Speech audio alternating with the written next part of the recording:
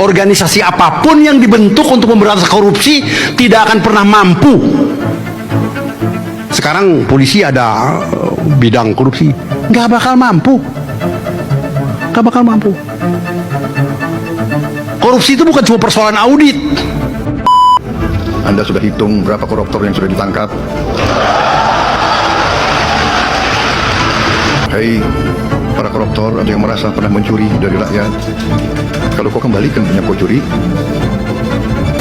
ya mungkin kita maafkan. Ada profesor-profesor yang pinter-pinter kok nggak setuju.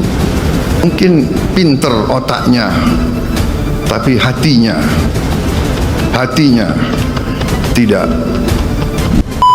Tapi bukankah membuat koruptor itu jadi tidak jerah ya Pak Mahfud, kalau seandainya dengan mengembalikan uang yang dicuri lalu kemudian hukumannya ditiadakan kan? Nah itu risikonya, Oleh sebab itu sebenarnya pengembalian tindakan hukum yang tegas itu selama ini tidak meniadakan perampasan aset kok, iya kan? Orang yang sudah dihukum itu kalau divonis orang sekian kan disita hartanya. Pokoknya koruptor dihukum mati aja. Secara terbuka kami sampaikan, Pak, hati-hati. Undang-undang ini bisa melemahkan KPK. Kita masih bisa menyangkal atau bisa tidak mengikuti apa yang diinginkan oleh Presiden. Oh, jadi waktu itu Pak Agus sendiri bisa merasakan KPK itu mau dijadikan sebagai alat kekuasaan? Mohon maaf, ini perlu saya ungkapkan karena semuanya harus jelas. Kita lihat apakah misalnya Prabowo mau memberantas korupsi? Tidak mungkin. Tidak mungkin.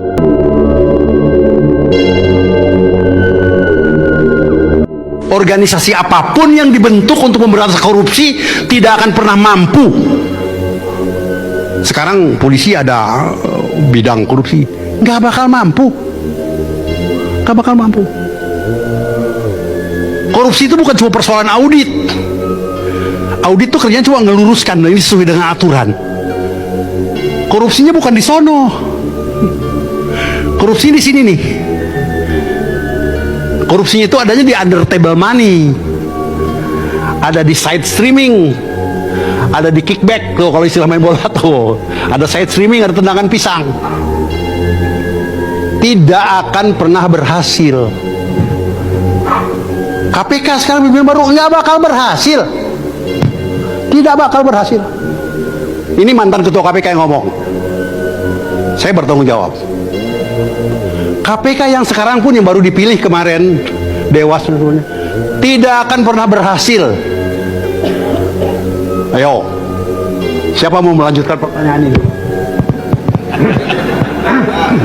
Ayo, siapa yang berani melanjutkan pertanyaan ini? Bertanya kepada saya, mengapa mantan ketua KPK mengatakan bahwa pemberantasan korupsi tidak akan pernah berhasil, walaupun ketua KPK-nya udah ganti. Saya samperin yang berani ini. Anda dari mana? Ya? PPA. Anu ya, bekas BPPN ya? Asep. BPKP Pak. Oh, BPKP. Dulunya Pak. Anak buahnya anu apa? Ya Pak. Kenapa? Tadi kan udah jelas Pak, tidak akan berhasil. Kenapa baru sekarang Bapak ngomong begitu? Ya. Kenapa tidak pas menjabat Bapak mendeklar bahwa KPK tidak akan bisa memberantas korupsi? Itu aja Pak. Pada waktu itu pun saya masih bingung. Kok nggak berhasil ya gitu? Jujur aja, bingung saya. Berapa menteri, berapa jenderal, berapa gubernur saya tangkap, nggak berhasil. Nggak berhasil. Silakan aja jilid pertama. Anda tahu sejarahnya KPK itu. 3 bulan pertama kami rapat di restoran demi restoran, pindah. Bayarnya gantian. Tuh, 3 bulan pertama. 3 bulan pertama setelah dilantiknya kapan? 29 Desember. Anda bayangkan 29 Desember. Kantornya udah tutup. Jakarta udah sepi. Tiba-tiba telepon berdering dari Setnek. Pak, siap-siap pelantikan. Terus siapa yang jadi menteri kehakiman yang kemudian jadi gubernur Jawa Tengah? Aduh, ampun deh. Mas Taufik siap pelantikan. Pak, ini 29 Desember nih besok. Iya katanya. 29 Desember jam 4 sore kami dilantik di istana. Jakartanya udah sepi, orang mau pada libur semua. Setelah itu ditanya, setelah dilantik ini apa, di mana kantornya? Nggak ada.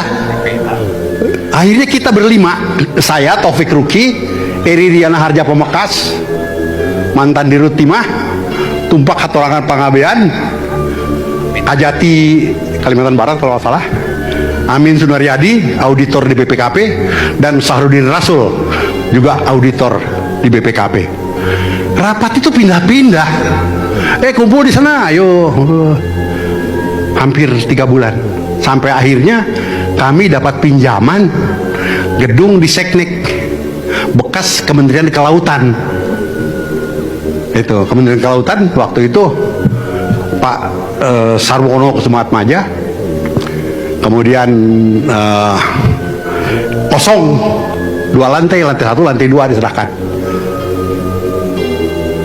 Ya kosong, meja berantakan, bisa dipakai, harga jelas. 6 bulan kami mulai menata kerja dari nol, paksa kerja dan mencoba menangkap, mencoba melakukan action. Gubernur seingat saya 2, menteri, jenderal berpensiun tentunya, jenderal pensiun. Dilanjutkan oleh Saudara Antasari. Lanjut Gubernur Bank Indonesia, menteri ini, kelepak. Antasarinya kelepak oleh sebab lain. Tunjuk Pangabean sebagai PLT-nya. Ganti Abraham Samad. Wah, luar biasa. Melambung tinggi, kelepak. Tapi bukankah membuat koruptor itu jadi tidak jerah ya Pak Mahfud, kalau seandainya dengan mengembalikan uang yang dicuri lalu kemudian hukumannya ditiadakan kan? Nah, itu risikonya. Oleh sebab itu sebenarnya pengembalian tindakan hukum yang tegas itu selama ini tidak meniadakan perampasan aset kok. Iya kan? Orang yang sudah dihukum itu kalau divonis orang sekian kan disita hartanya. Itu aset bagi yang sudah terbukti secara hukum udah disita semua, dirampas, dilelang. Nah, yang dimaksud perampasan aset di dalam undang-undang itu adalah mereka yang belum bisa diadili. Misalnya pelakunya lari, hartanya ada, sita aja untuk negara. Sulit memberantas korupsi itu. Tolong melalui Pak Bambang Pacul, Pak, tolong Pak, undang-undang perampasan aset tolong didukung Pak. Biar kami bisa ngambil begini-begini nih Pak. Pak Mahfud tanya pada kita, tolong dong undang-undang perampasan aset dijalanin. Republik di sini ini gampang Pak, senaya ini. Lobbynya jangan di sini Pak. Ini Korea ini semua menurut bosnya masing-masing. Di sini boleh ngomong kalah Pak. Bambang Pacul ditelepon, Ibu Pacul berhenti, siap. Ini laksanakan Pak. Mungkin perampasan aset bisa, tapi harus bicara dengan para ketum partai. Pak Agus, waktu itu Bapak kan juga ketua KPK, ya. Dan sekarang pimpinan KPK itu dianggap sebagai mereka yang penuh kontroversi, justru dan dijadikan sebagai alat politik kekuasaan. Waktu zaman Pak Agus gimana?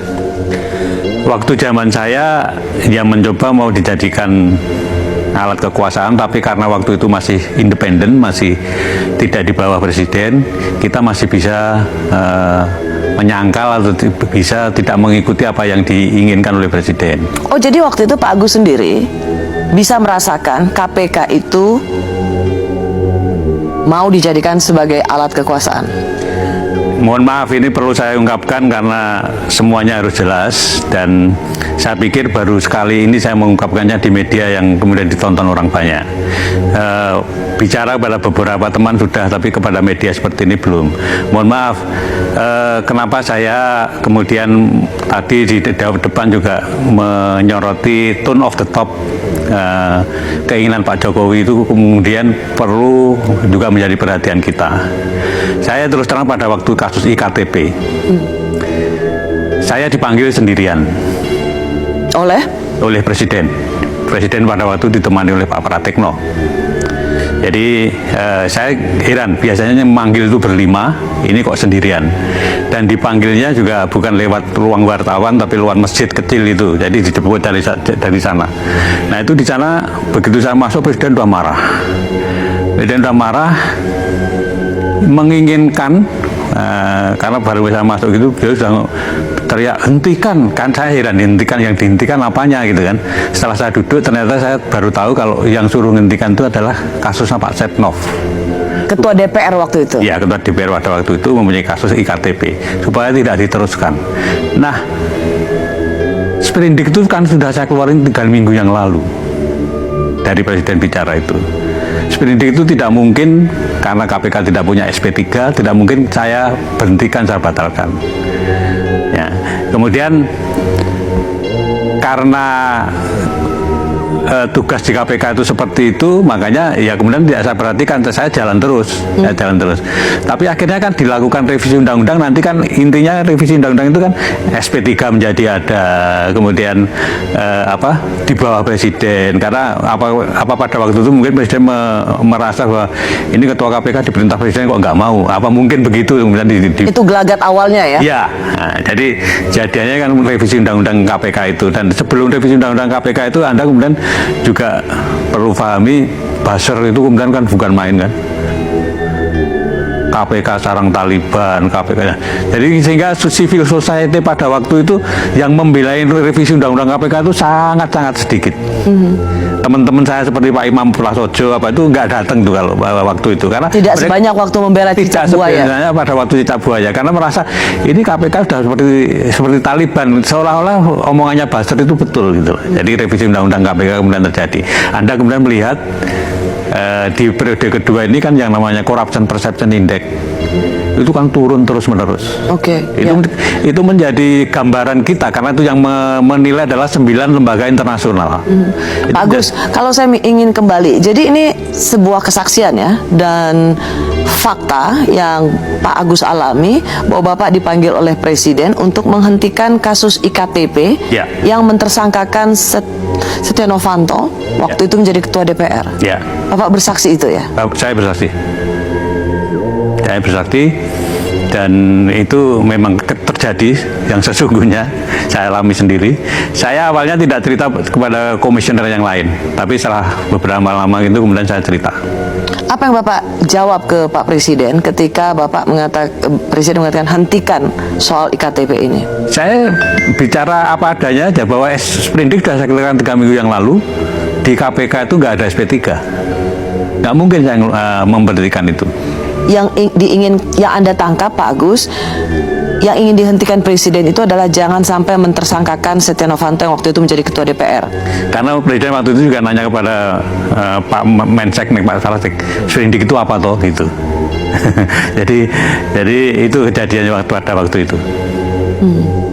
Dan akhir dari pertemuan itu apa, Pak? Yang nggak ada apa-apa. Saya diperintahkan nggak mau, ya sudah, saya pulang begitu aja. Dan Bapak kemudian melihat time frame-nya atau waktu demi waktu, bagaimana kemudian ada pelemahan KPK. Salah satunya dari kesaksian yang baru saja Pak Agus Raharjo katakan bahwa memang karena pimpinan KPK independen, tidak bisa diperintah oleh kekuasaan, maka dengan cara mengubah undang-undang KPK lah pimpinan KPK dapat diatur. Ya, itu salah satu yang setelah kejadian revisi undang-undang KPK kemudian menjadi perenungan saya. Ternyata pengen KPK itu bisa diperintah-perintah gitu. Setelah itu, bagaimana relasi Pak Agus dan pimpinan KPK lainnya dengan istana? Pada waktu revisi undang-undang KPK, semua orang mungkin tahu.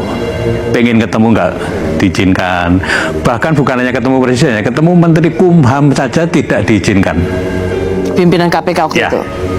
Jadi itu yang kami rasakan. Kemudian saya kemudian diajak Pak Laude Muhammad Syarif ya ketemu dengan Menteri Kumham, tapi draftnya juga nggak ditunjukkan.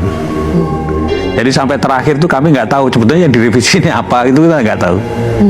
Itu kejadian yang kami alami terakhir kami di KPK. Jadi seperti pimpinan lembaga negara pemberantasan korupsi yang kemudian terasingkan. Ya. Baik, bayangkan revisi Undang-Undang KPK selesai dalam waktu berapa? 12 hari dan pimpinan KPK sama sekali nggak tahu apa yang direvisi sampai terakhir. Apakah misalnya Prabowo mau memberantas korupsi? Tidak mungkin. Tidak mungkin. Kenapa? Prabowo punya 2 kasus di KPK. Pesawat terbang yang setelah protes dibatalkan. Itu. Tapi sudah bayar fee.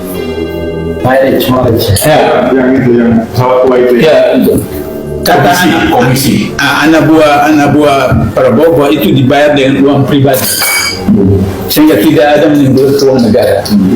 Saya katakan di Undang-Undang Tindak Pidana Korupsi itu hanya 2 pasal yang bicara tentang kerugian ke negara, pasal 2 dan pasal 3. 28 itu tidak ada kerugian ke negara. Gratifikasi tidak ada kerugian ke negara. Menyuap tidak ada kerugian ke negara. Jadi itu masuk dalam pasal percobaan. Karena belum terjadi percobaan. Dan pengalaman saya di KPK pernah tahan penjara, baru percobaan. Yang kedua food estate. Food estate itu dibantu kiasan partainya kemudian dilaksanakan. Kemudian anak buahnya Prabowo mengatakan itu uang pribadi tidak dipakai. Tetap saja bahwa di dalam ketentuan pengadaan barang dan jasa, satu proyek yang di atas nilai di atas 250 juta itu harus dilelang. Ini miliaran triliunan tidak dilelang seperti itu. Jadi meskipun dia pakai uang pribadi, tapi itu melanggar ketentuan. Kalau iya pakai uang pribadi. Kalau betul seperti, tapi tetap benar. Sehingga Jokowi akan menggunakan itu. Kalau Prabowo macam-macam, dia akan suruh KPK. Kenapa? Pansel yang dibentuk oleh Jokowi sekarang itu 5 orang menurut undang-undang, tidak disebutkan berapa orang pemerintah, berapa orang masyarakat, hanya disebutkan unsur pemerintah, unsur masyarakat. Tapi sudah disebutkan dari 5-4. 5 pemerintah, 4 masyarakat. Berarti sudah bisa diprediksi bahwa orang-orang yang 5 orang terpilih dan kemudian 5 orang dewan pengawas adalah orang-orang dia. Jadi kalau misalnya Prabowo macam-macam, kemudian Jokowi perintahkan anak buah di KPK proses. Itulah tadi saya katakan bahwa dengan 02 menang ini Jokowi berkuasa sampai 2045.